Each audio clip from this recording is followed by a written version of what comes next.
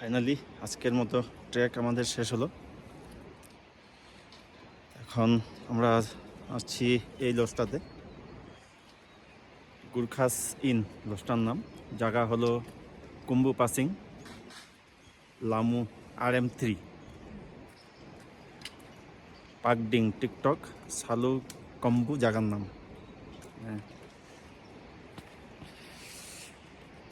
তো ফাইনালি আজকের মতো কমপ্লিট। আবার কালকে সকালে শুরু করব। জায়গাটা লোকেশনটা খুবই সুন্দর।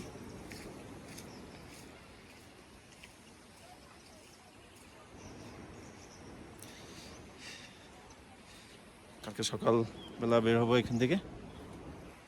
মোটামুটি 3-3.5 ঘন্টা লাগবে নামচি বাজার যেতে। নামচি বাজার গিয়ে আবার স্টে করব।